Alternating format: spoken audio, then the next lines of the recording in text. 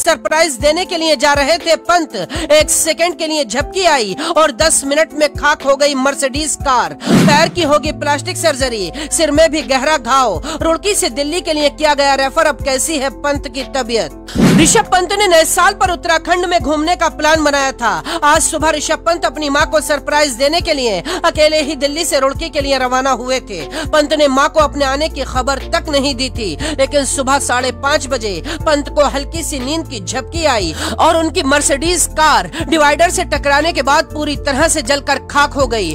पंत को गाड़ी के शीशे तोड़कर तुरंत बाहर निकाला गया और रुड़की के सक्षम अस्पताल में भर्ती कराया गया, लेकिन पंत की हालत बेहद नाजुक है। इसीलिए पंत को पहले देहरादून रेफर किया जाना था, लेकिन अब दिल्ली रेफर कर दिया गया है। पंत के सिर और पैर में सबसे ज्यादा गहरी चोट आई है। कहा जा रहा है कि ऋषभ पंत के पैर की प्लास्टिक सर्जरी होगी और सिर के घाव को भरने में लंबा वक्त लगेगा। एक तरफ फैंस ऋषभ पंत की सलामती की दुआएं कर रहे हैं, दूसरी तरफ डर ये है कि क्या पंत अब क्रिकेट नहीं खेल पाएंगे। डॉक्टरों ने क्या कहा है वो बताएं, उससे पहले पंत के वो रिकॉर्ड देखिए जिन्हें देखने के बाद आप कहेंगे 2022 का अंत भले ही पंत के लिए खराब रहा, लेकिन ये खिलाड़ी एक अनमोल हीरा है जिसने भारत को हर बार अपने दम पर जिताया।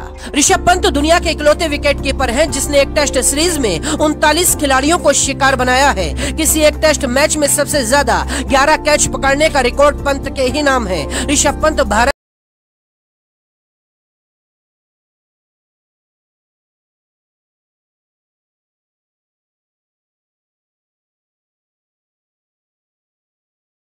इसके बाद से ही पंत निराश बताए जा रहे थे। इसीलिए नए साल पर उन्होंने दोस्तों के साथ उत्तराखंड में घूमने का प्लान बनाया था, लेकिन बीच में ऐसा हादसा हुआ जिसने पंत की जिंदगी को पूरी तरह से बदल दिया। कहा जा रहा है कि दिल्ली में पंत के पैर की सर्जरी होगी।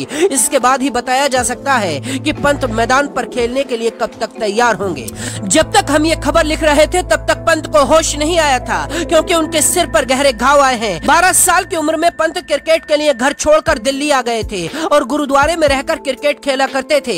लंगर का खाना खाकर पंत प्रैक्टिस किया करते थे। पंत कई महीनों तक अपनी मां के साथ मोती बाग के गुरुद्वारे में रहे। पंत में प्रतिभा की कोई कमी नहीं थी, लेकिन फिर भी उन्हें सफलता नहीं मिल रही थी। लेकिन पंत का इरादा इतना मजबूत था जो लोहे को भी मात दे दे। वो अंत तक डटे रहे और हार नहीं मानी। दिल्ली में कंपटीशन बहुत ज्यादा था। पंत को उनके कोच ने राजस्थान भेज दिया। पंत ने राजस्थान